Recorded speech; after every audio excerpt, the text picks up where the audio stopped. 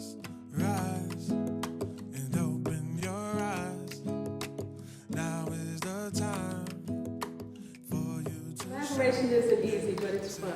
And we've arrived at that day that we've been building towards since, I think about a year ago. We got an invitation from the new Art for Justice Fund out of New York to apply for a grant. And that was based on our previous work, restoring arts programs in the California prison system. When you leave here today, I want you to think about what is it that I can do to help, like Peter Brown helped me. I didn't even know a lot about big artists, Basquiat, Rembrandt. I learned all that stuff from Peter Brown because he was a big arts person. Then I got to meet John and Melanie and them, and I got to see African-American art and the stories and the histories. And I had never been to a museum. And just to feel the peace and the history and the lessons and Harvey, what is it? What's his name? Come on, y'all, you just said it earlier. Warhol. I've been able, I don't claim to be, I can animate some animosities and trickling some sensibilities, but I'm not trying to do all that. I'm going to be real with you and let you know what my limitations are. But I know what I feel when I see a piece of art that speaks to me. And so do the millions of others that have been trapped and had no way out when we've been locked behind those gates and those bars. I try to always tell people, yeah, you can go yell at the people at HISD, but the top of the food chain is the governor.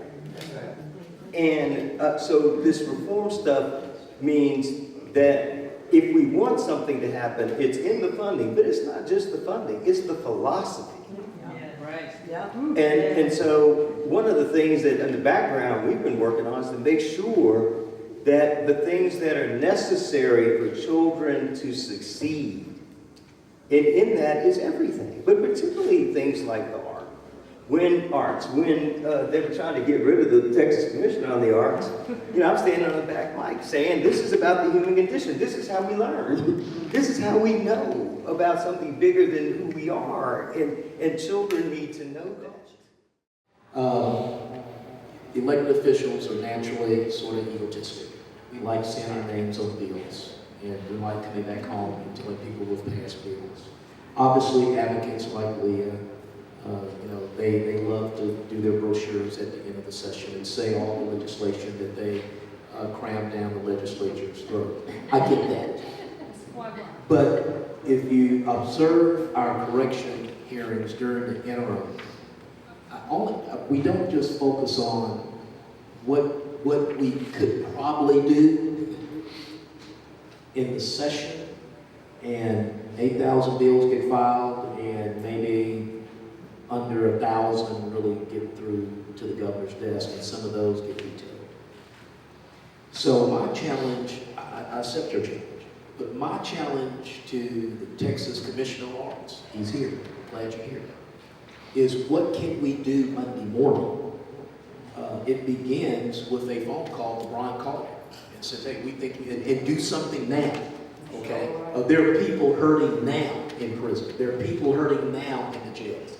So even though, yes, I would like to have a rider, saying, $60,000 to go do this in TDCJ next session. It may happen, may not happen. But I think there are things we can do now. By picking up the phone, if I need to broker the meeting, I will. By picking up the phone, calling Director Collier, calling Superintendent Carpenter over at the Wyndham School District. I mean, we've got this big old prison system, and we even have our own school district. Okay. So we can do this now. I'm hopefully, see, you got your binders out. Surely you have something on the table now that we can do now. Throughout this year, throughout the legislature, okay? Because even your budget's going to be on in the budget bullseye, right? Okay. So I think also we would ask Ellen is what can we do today? What can we do Monday morning to get these programs and get this philosophy into our prison system with these justice-involved people really quick. Wonderful. You know, we were talking about Black Lives Matter earlier and kneeling, and Black Lives Matter does have a 10-point plan. They've had a 10-point plan for 3 years. Colin Kaepernick has a plan. He has his Know Your Rights campaign, right? He decided to focus micro and partner with the people that are doing work macro.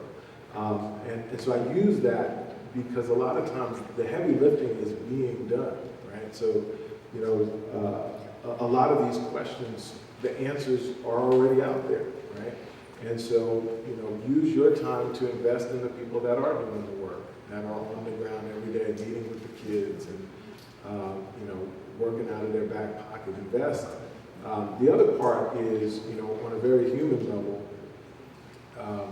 you know, just the power of your relationship with other people, the ability to connect with someone, to be a positive, supportive, you know, person in another person's life. Oftentimes that's enough, right? You don't need a multi-million-dollar campaign, right? So volunteer your time, connect. The people that are in your families, the people that are your friends, be a supportive person there. And that will go a long way to dealing with a lot of the stuff that we're talking about here. If I forget one, y'all just yell it out. All right, here we go. Let's make a song together. I've been thinking about it, I should say, ain't no way around this time. I said, ain't no doubt about it, if you're tired of the same, you wanna make a difference, you should. I said, I've been thinking about it, I should. I said, ain't no way around this time. I said, ain't no doubt about it, if you're tired of the same, you wanna make a difference, you should. Okay. This is my first verse, freestyle off the top like I had no rehearse. That man came with a blessing, no curse. I freestyle off the heart, easily I disperse. Hey, you know I'm pimping, sex trafficking, he said redemption. I ain't even tripping, these words that I'm spitting. I told you